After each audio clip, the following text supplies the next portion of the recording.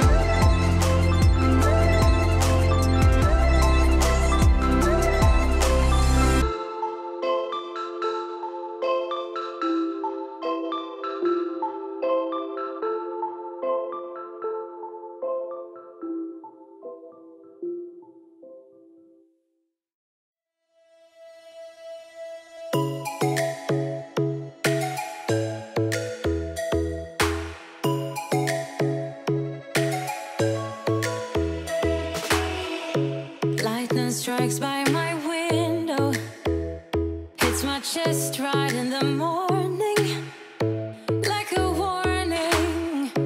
Could have slept here for days. I felt your heartbeat, felt your mouth breathe, but it's not real. We were close to see the sun, but clouds got in our way, and so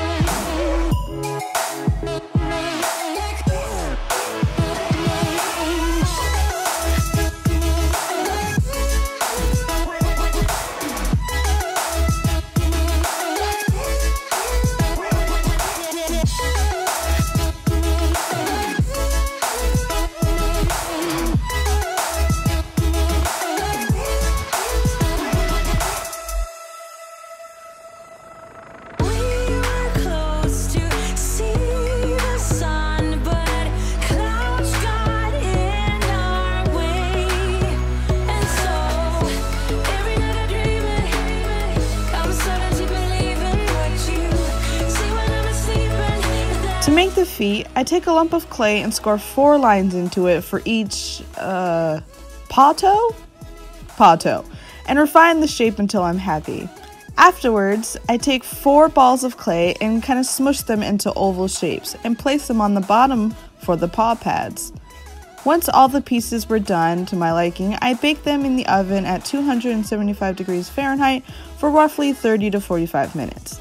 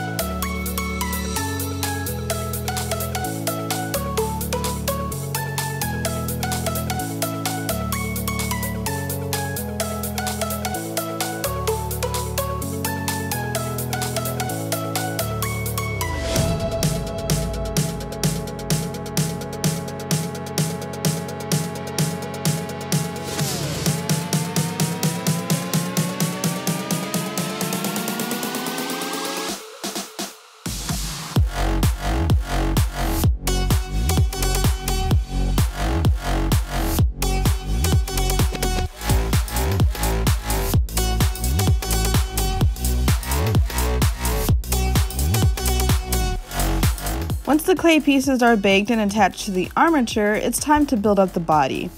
To do this, I use quilt batting. It comes in these long sheets that I cut into strips and just wrap around the wire over and over again until it's built up to my liking. I usually build up the body slightly thinner than I actually want, since I know the fur fabric is going to add a bit of girth. If you're wondering why all the clay pieces are white all of a sudden, that's because I went through the long process of making a silicone mold and resin copies of the original sculpture you just saw me making. So technically, you're seeing a copy right now. If you'd like to know how I did this, there is a whole video showing this process on my Patreon page. I'll leave a link in the description down below if any of you guys are interested.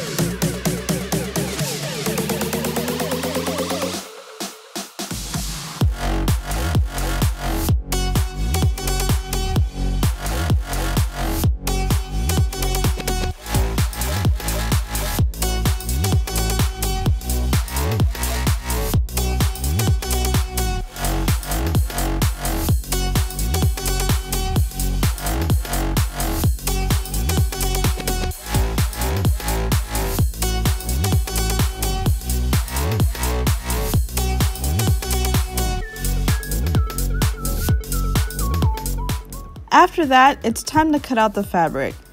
Now, I did this a bit different than I usually do.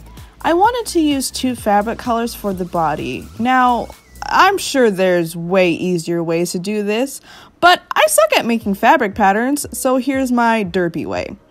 I wrap the orange fur around the body and trim it so it's just reaching the belly. I then take a white fabric and line it from the neck all the way down to the bum. Then I just sew the 2 pieces together. I make sure that I leave holes for the leg fabric later on. It sounds kind of complicated when I'm saying it out loud, but if you look at the video, it's not that complicated. I don't know. There's probably easier ways to do this. You probably shouldn't be relying on me for this part.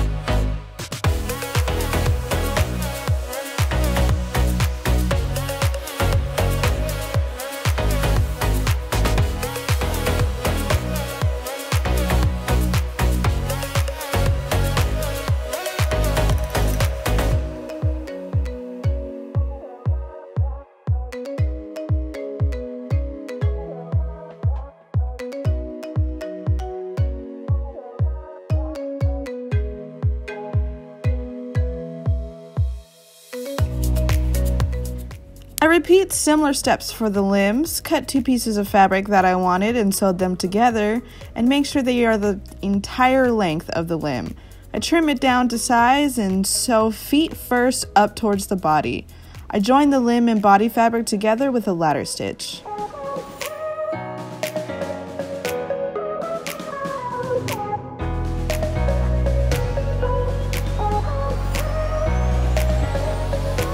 Once sewing is done, and thank God, because that's my least favorite part of making a sculpture, it's time to trim down all that fluff.